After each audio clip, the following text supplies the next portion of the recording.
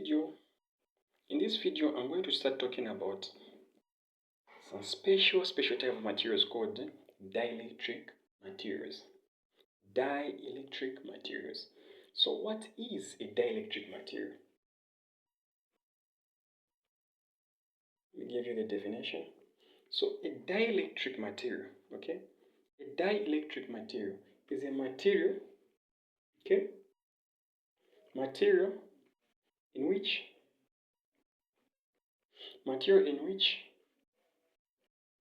an electric field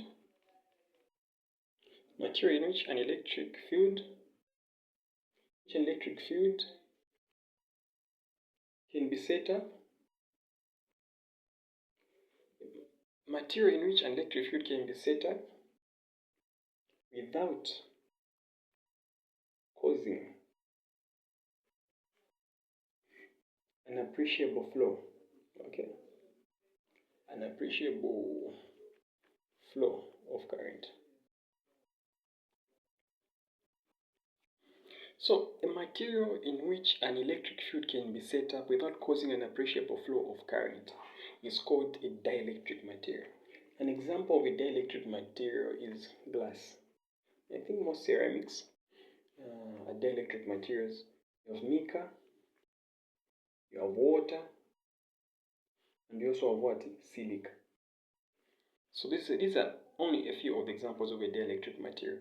So a material in which an electric field can be set up, I mean inside the material. Remember there are charges inside the material. So if an electric field can be set up inside the material, remember that electric field makes a charge to move. But in this type of a material, even if you set up an electric field inside the material, right, you might have charges inside the material like this. Positive, negative charge, positive, negative charge, positive, negative charge. If you set up an electric field inside this material, the charges inside will not start moving, they'll just be static the way they are. So any material that can behave in such a way that you can set up an electric field inside it, and then the amount of motion or it induces amongst the charges is negligible. That is what it means, without causing an appreciable flow of what? Of current. Meaning the charges might move a bit, but that motion of charges inside the material is negligible for calculation. It's not really necessary. It's not relevant for calculation. Okay?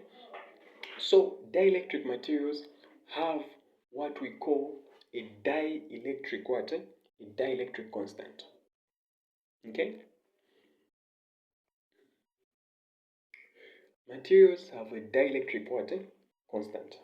Dielectric materials have a dielectric constant. Dielectric constant. Dielectric constant represented by the letter what? K. Sometimes the dielectric constant can also be known as what? Specific inductance capacitance. Specific inductive capacitance. Specific inductive what? Capacitance. And this dielectric constant varies for material. It's different for glass, it's different for mica, different for water, and different for silica. This dielectric constant helps us to understand the strength of a material in terms of how much it will be able to resist the flow of current if an electric field was set up inside the material. Okay, so why should you use a dielectric material? Reasons why you need to use a dielectric material. Why should you use a dielectric material? One, it increases capacitance and reduces voltage. Increases capacitance. Increases capacitance and reduce what? Reduce voltage.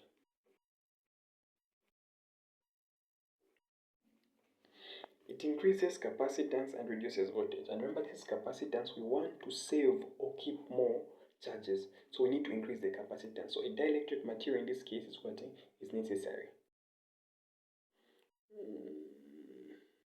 Okay? So this is the main reason why you need the what? Why you need a dielectric material. So now that you understand the dielectric material, I'm going to draw a two-body parallel plate system. Negative, negative, negative, positive, positive, positive, positive. Okay. So, a dielectric material, okay, a dielectric material is placed inside here, is placed inside a capacitor, okay, it's placed inside what? A capacitor. This is area, then this distance here, I can put R if I want. So a dielectric materials are put inside the what? A capacitor. So here they reduce voltage, meaning the motion of charges will be reduced, but yet they are going to do what? To keep more charges inside the capacitor. And that is why a dielectric material is what? Is necessary.